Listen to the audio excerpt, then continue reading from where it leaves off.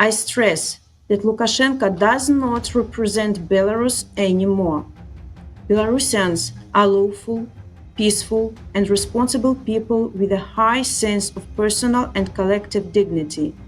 The regime of Mr. Lukashenko is morally bankrupt, legally questionable, and simply untenable in the eyes of our nation.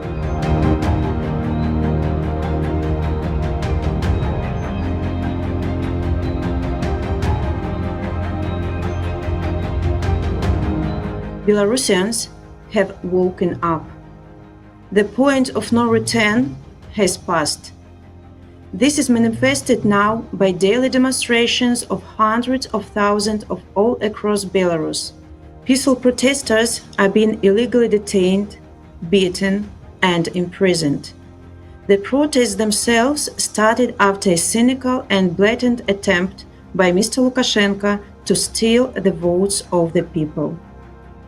The demands of the nation are simple: immediate termination of violence and threats by the regime, immediate release of all political prisoners, and free and fair election.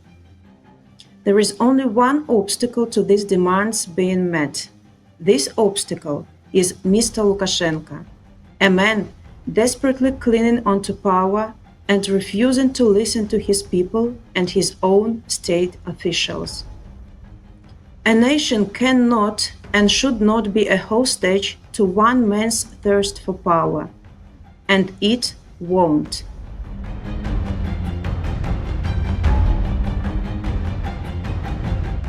Collaboration with the regime of Mr. Lukashenko at the moment means the support for violence and blatant violation of human rights.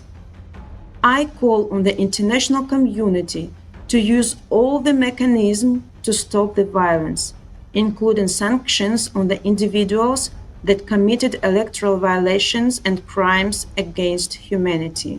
We ask the United Nations to condemn the use of excessive force by the Belarusian security services against protesters.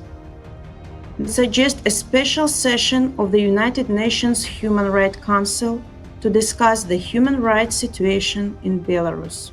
We urge the United Nations to send the immediate international monitoring mission to Belarus to document the situation on the ground.